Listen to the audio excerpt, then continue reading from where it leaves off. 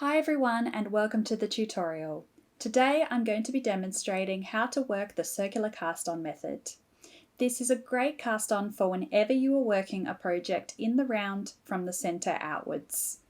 That could be the case if you're making a top-down hat, blanket squares or a pie shawl.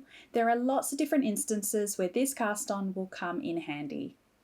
I'm going to show you how to work it when you need to start with both an odd and an even number of stitches, as the two will actually change your method ever so slightly.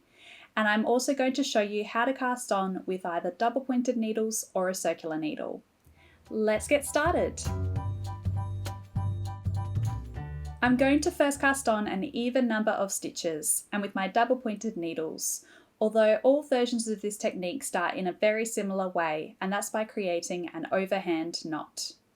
To make the knot, I'm going to hold my tail of yarn in my left hand and I'll hold further along the same length of yarn with my right hand. Then I'm going to curl this end around so that it's slightly under the tail end, and then I can bring the tail up, over and then under that part of the yarn and pull the tail through. It's basically just a simple wrap around with the tail. And usually when you're making an overhand knot, you would now pull both ends tight, but what we want is this loop. We're going to keep it nice and loose, and it's what will form our stitches around.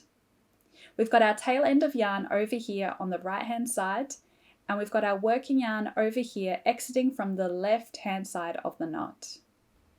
Just a quick note that you want to make sure you're using the working end of yarn from here on in, and I find it easiest to hold the yarn in my left hand, even though I'm usually an English style knitter who would hold the yarn in their right hand. You can hold the yarn however feels comfortable to you. And just make sure you're always wrapping the yarn around the needle in the direction you usually would for your normal knitting. We're then ready to grab our needle. I've got my double pointed needle here. And the first part of the cast on is that we're going to create a yarn over by wrapping the yarn once around the needle as if to knit. At this stage, there's no other stitches on the needle.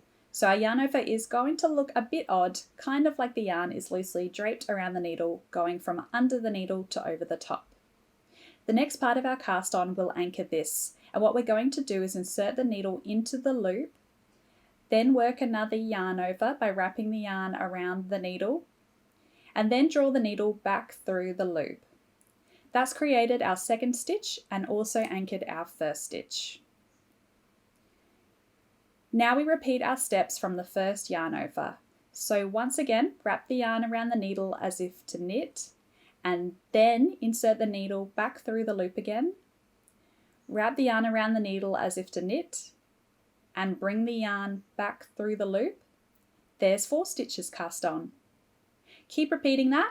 Yarn over, insert the needle into the loop, yarn over, bring the needle back through the loop, yarn over, insert the needle into the loop, yarn over, bring the needle back through the loop. And let's say that my pattern has told me to cast on 8 stitches. I would now be done. There's my 8 stitches. We're then going to come back to this tail end that's over here, and if we've done everything properly, we should now be able to tug on it, and you might have to tug pretty firmly for it to work.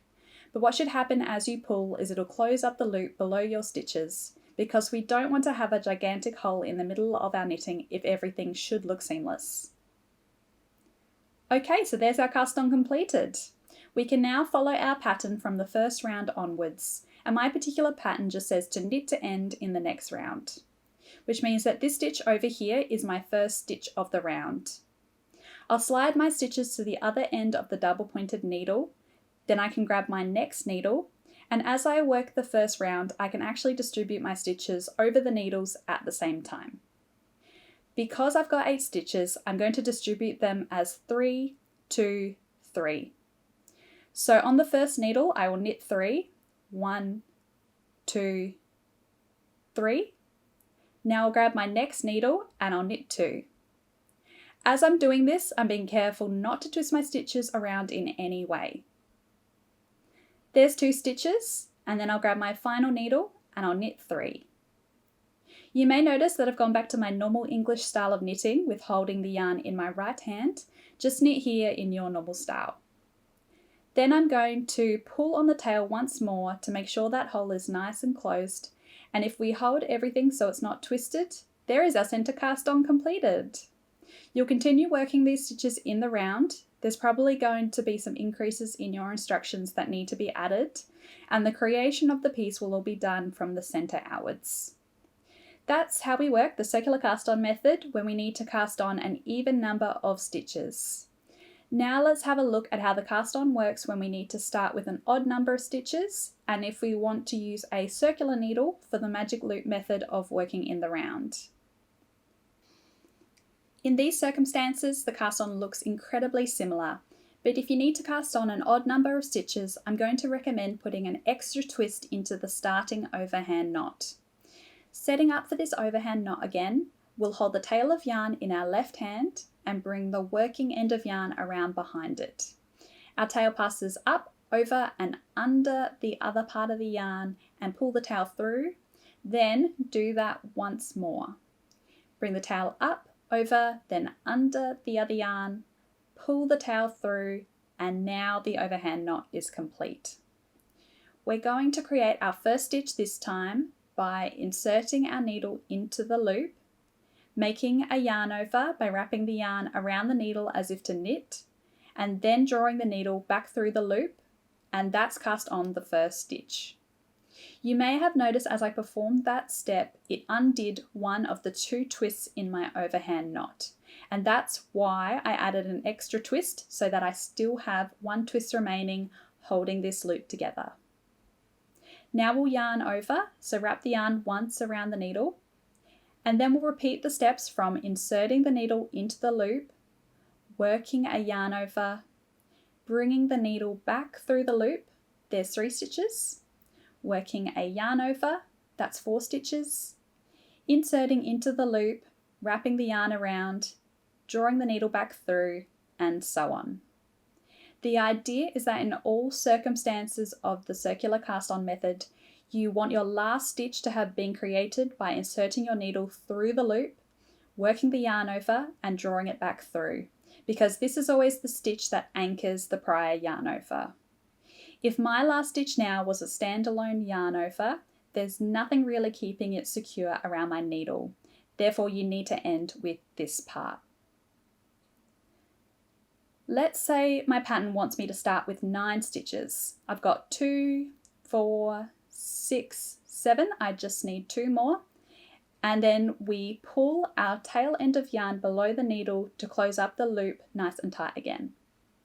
This is a circular needle, so to work the first round of my pattern, I slide my stitches to the other end of the needle, and instead of distributing these stitches between 3 or 4 double pointed needles, I'm going to split them in half for the magic loop method. I'll knit across half of them using my other needle tip, and of course I can't split these stitches perfectly in half because there's an odd number, but near enough is fine. Therefore I'll knit 4 stitches,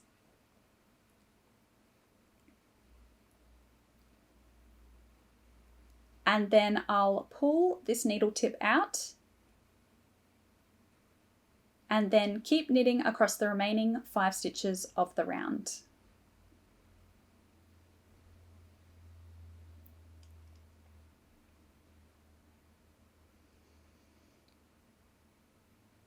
And there's my first round completed.